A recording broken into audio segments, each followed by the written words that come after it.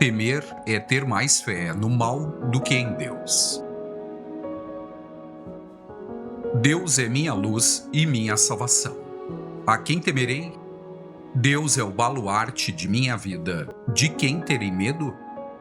Quando contra mim se precipitam os malvados, para devorar as minhas carnes, são eles, meus adversários e meus inimigos, que vacilam e baqueiam. Contra mim acampe um exército, não temerá o meu coração. Trave-se contra mim uma guerra, terei ainda confiança. Só uma coisa peço ao Senhor, esta ardentemente a solicito: morar na casa de Deus todos os dias da minha vida, para fruir as delícias do Senhor e contemplar o seu templo. Ele me esconderá no seu tabernáculo nos dias de adversidade. Ele me ocultará no esconderijo de sua tenda e me levará num rochedo. A minha cabeça então se erguerá acima dos inimigos que me rodeiam. No seu tabernáculo oferecerei sacrifícios de regozijo, entoarei cantos e salmos ao Senhor. Escutai, Senhor, a voz dos meus clamores, apiedai-vos de mim e ouvi-me. A vós fala o meu coração, a vós procura a minha face, a vossa eu procuro, Senhor. Não me escondais a vossa face, nem rejeiteis irado o vosso servo. Sois o meu apoio, não me rejeiteis, nem me desampareis. Deus, Salvador meu. Se me abandonarem meu pai e minha mãe, acolher-me-á o Senhor. Mostrai-me, Senhor, o vosso caminho, e conduzi-me por uma vereda plana, por causa dos que me estão à espreita. Não me entregueis à mercê de meus inimigos. Contra mim se elevaram testemunhas mentirosas e que só respiram violência. Creio que ainda hei de experimentar a bondade do Senhor na terra dos vivos. Espera no Senhor, sê forte, coração firme, e espera no Senhor. Luz e salvação. Salmo 27. O 27º Salmo é um dos grandes tratamentos ou meditações da Bíblia. Tratamento é um termo técnico convencional que empregamos para significar oração científica a qual se destina à superação de uma dificuldade específica. Quando algum tipo de problema sobrevém na vida de alguém, isto se deve a ter a pessoa permitido a sua consciência baixar ao nível em que o medo e as limitações possam atingi-la. Um tratamento consiste em trabalhar sobre a consciência a fim de alçá-la a um nível espiritual em que o problema, qualquer que seja ele, desapareça. Qualquer atividade mental que nos possibilite elevar o padrão espiritual da alma é uma forma de oração, e a Bíblia é rica em tais formas. A história de um problema ou dificuldade a miúde é esta. O estudante está preocupado com alguma coisa ou se sente mal. Tão logo percebe o que aconteceu, ele, em razão do seu conhecimento da verdade, recusa-se a aceitar a condição tal como esta se apresenta, conforme ocorre com a maioria. E de uma forma ou de outra, talvez com auxílio de alguma prece, trata de elevar devidamente o seu pensamento. Lê com cuidado o Salmo, interpreta-o espiritualmente, faz com que sua mente pondere nos princípios enunciados, adapta-os a si próprio, repudia a sugestão negativa, qualquer que fosse ela, reconquistando com isso a sua paz de espírito. Feito isso, constata o estudante o desaparecimento do seu problema. Deus é minha luz e minha salvação. A quem temerei? Deus é o baluarte de minha vida. De quem terei medo? Este único verso é em si mesmo um tratamento integral. Trata-se, na verdade, de um dos mais completos textos da Bíblia. É um texto que poderia muito bem achar-se gravado nas portas de todas as igrejas e escolas da terra. pois nele se contém em embrião toda a mensagem de Jesus. Atenta naquilo que é dito. É postulado não apenas a existência de Deus, mas também a presença viva de Deus no homem. Pois o Senhor aqui é o Cristo interior, o Eu sou. Declara-se a seguir que o Deus em ti, a luz interior, não é apenas uma presença estática, mas uma força dinâmica capaz de fazer por ti tudo aquilo que possas precisar. Atenta para aquilo que esta simples frase te oferece: luz, salvação, força. Verás que estas 3 palavras abrangem em sua totalidade as necessidades humanas, pois significam, na verdade, compreensão, poder e demonstração. Que outra coisa poderias desejar? Comecemos com a luz. A ignorância é a única escuridão. E, em última análise, todas as fraquezas humanas resumem-se na ausência da luz. Luz, mais luz, exclamou Goethe, moribundo, e esse tem sido, através da história, o grito intuitivo de toda a humanidade. Mas Deus é luz, diz a Bíblia, e nele não há escuridão. E Jesus disse: Eu sou a luz do mundo. Se fizeres um retrospecto da tua vida, verificarás que grande parte dos teus problemas originou-se não em algum erro intencional da tua parte, mas em razão da tua ignorância ou inexperiência, ou em razão da tua falta de compreensão da plena implicação de uma eventual situação. Por outras palavras, prejudicou-se a tua falta de luz.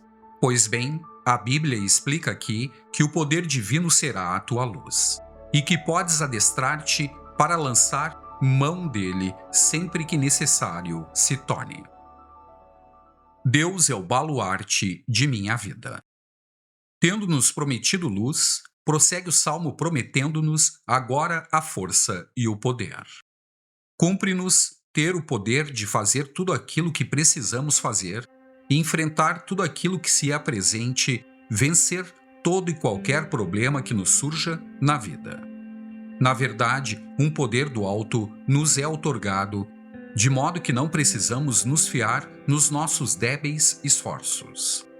Deus nos mostrará, quando a ocasião se apresentar, o significado de qualquer coisa cuja compreensão nos seja necessária. Nos mostrará quando a oportunidade se apresentar aquilo que devemos fazer e nos proverá de força divina para a tarefa. Este verso maravilhoso resume a seguir a sua mensagem na palavra salvação, que obviamente significa harmonia e demonstração integrais, e com a requintada habilidade psicológica da Bíblia, ao tratar da alma humana, obriga-nos a fazer a queima-roupa a pergunta: o que há para se temer? E qualquer um que aceite a premissa chegará facilmente à conclusão de que nada há para temer, porque Deus vive e reina. E assim as dificuldades ficam necessariamente anuladas. Quando contra mim se precipitam os malvados para devorar as minhas carnes, são eles meus adversários e meus inimigos, que vacilam e baqueiam. Claro que os malvados e inimigos, tal como sempre ocorre na Bíblia, representam nossos próprios pensamentos, nossos temores e dúvidas. E na verdade, muitas vezes, eles, sobre nós, se precipitam a fim de nos devorar as carnes. A maioria das pessoas já teve ensejo de comprovar o acerto desta comparação. E aqui nos prometem que os inimigos irão vacilar e baquear. Contra mim acampe um exército, não temerá o meu coração. Trave-se contra mim uma guerra, terei ainda confiança. Reitera aqui o salmista a sua confiança e faz com que nós, leitores, reiteremos a nossa. Faz-nos dizer que os nossos corações não irão temer e faz-nos também acreditar no que estamos dizendo. Haverá algo mais belo do que a certeza de que não temerá o meu coração? quando a qualquer hora do dia ou da noite fores capaz de dizer: não temerá o meu coração, o mundo já não terá força sobre ti. Serás livre. Acampem os mais diversos exércitos contra ti, mas não perderás a confiança e sairás, por isso, vitorioso. Só uma coisa peço ao Senhor, esta ardentemente a solicito: morar na casa de Deus todos os dias da minha vida, para fruir as delícias do Senhor e contemplar o seu templo. Ele me esconderá no seu tabernáculo nos dias de adversidade. Ele me ocultará no esconderijo da sua tenda e me levará num rochedo. Constituem estas duas estrofes uma notável expressão daquilo que a miúde é chamado de segundo nascimento. De forma concisa, se diz que um homem ou uma mulher tomou o passo mais importante que poderia ter tomado, e esse passo vital em comparação com o qual todas as demais experiências carecem de importância. O novo ou segundo nascimento significa que compreendemos com clareza e aceitamos em definitivo que nada importa senão a afinação com Deus. Quando puderes dizer com honestidade: compreendo agora que a única coisa que de fato conta é a minha afinação com Deus. Porque conseguida esta, tudo mais virá naturalmente, de modo que para mim qualquer outra coisa ficará em plano secundário. Então terás de fato experimentado o novo nascimento, quer a percepção propriamente dita tenha acontecido ou não. Quando tiveres realmente atingido esse estágio, não permitirás que qualquer acontecimento externo te perturbe, ou amedronte, ou te magoe fundo, porque estarás ciente de que todas as coisas externas não são senão sombras passageiras, de pequena importância. E como elas não te podem prender permanentemente, não podem ferir-te de maneira que as livre. E acima de tudo não permitirás que a demora da percepção propriamente dita te desanime, porque saberás a verdade, ainda que não a sintas. Essa firme determinação de habitar na casa do Senhor, de contemplar-lhe a beleza e aprender-lhe os segredos, significa que estás instalado no alto de um rochedo e que a tua moradia está segura. Mateus 7, 24, 27.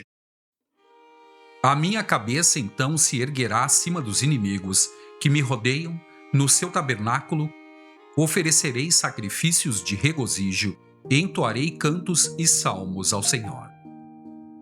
A primeira parte do tratamento se encerra aqui com uma explosão de louvor e agradecimento, utilíssima à demonstração.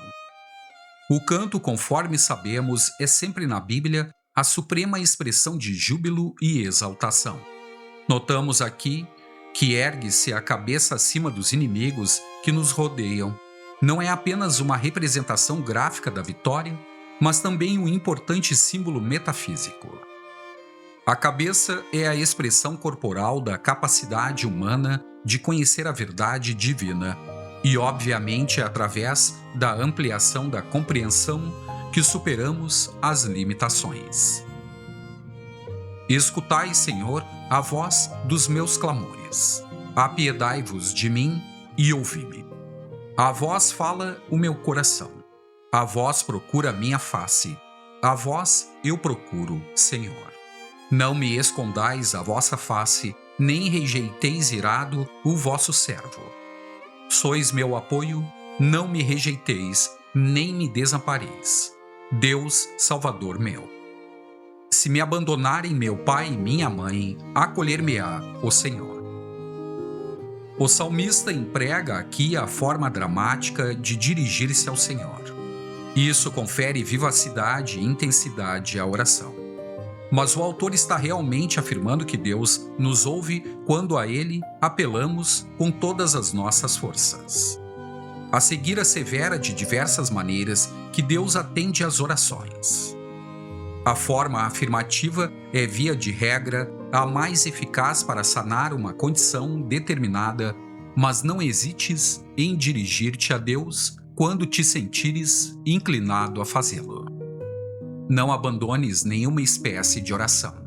Na verdade, não desistas de nada que consideres de utilidade na tua vida religiosa. A verdade de Cristo nos vem não para destruir, mas para contemplar. Não para nos privar de alguma coisa boa, mas para nos propiciar ainda mais bem. A vós procura a minha face. A vossa eu procuro, Senhor. Não quer isto dizer, está claro, que Deus tenha uma face limitada, material, como qualquer homem ou mulher. Trata-se de um símbolo muito conhecido. É verdade que em numerosas pinturas clássicas, Deus é representado como um homem.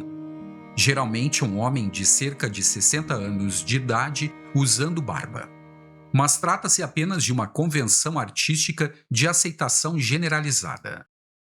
Supunha-se que um homem daquela idade tivesse atingido o máximo de sabedoria, de maneira que era, na realidade, uma forma simbólica de expressar a sabedoria divina.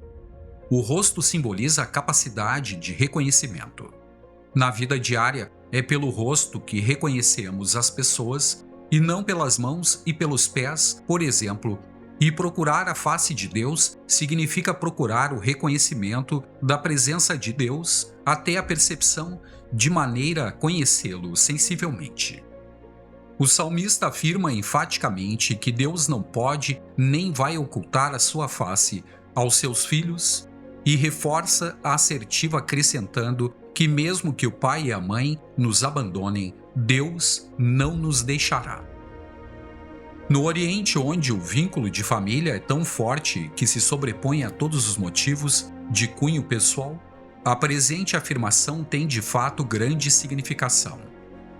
Em outras palavras, este trecho do tratamento mostra que dúvidas e temores podem assaltar o salmista em meio à sua oração, coisa que repetidamente nos acontece a nós, mas que ele as vence de forma científica. Mostrai-me, Senhor, o vosso caminho e conduzi-me por uma vereda plana, por causa dos que me estão à espreita. Não me entregueis à mercê de meus inimigos. Contra mim se elevaram testemunhas mentirosas e que só respiram violência. O salmista pede aqui compreensão espiritual e paz de espírito. Os inimigos, como sempre, são os seus temores, e tais temores originam-se no fato de que testemunhas mentirosas se elevaram contra ele. E todos aqueles que viveram semelhante experiência não duvidam de que os nossos temores são coisas que só respiram violência. Na verdade, a dúvida e o temor são as coisas mais cruéis que podem acontecer na vida do homem. Creio que ainda hei de experimentar a bondade do Senhor na terra dos vivos. Espera no Senhor, sê forte, coração firme e espera no Senhor. Aqui o salmista, dando sequência ao jogo rítmico do pensamento característico da Bíblia, uma vez mais esclarece que a sua confiança repousa inteiramente no poder divino e não nos seus limitados recursos pessoais. Seu intelecto ou sua força de vontade, por exemplo. Diz que a menos que acreditasse que Deus operaria o milagre necessário, não contaria de forma alguma com este. A frase final é uma poderosa exortação a que sejamos ativos e persistentes em nossas preces.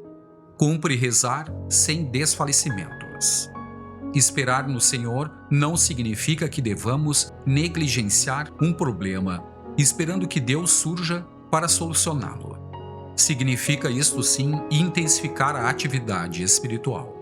Esperar no Senhor significa orar constante e sistematicamente pela solução de um problema. O resultado será a firmeza do coração, que significa que iremos receber alento para prosseguir orando, e que a nossa consciência ir-se-á modificando gradualmente até que o problema desapareça por completo na realização de uma harmonia e paz restauradas. É assim que Deus atende às orações.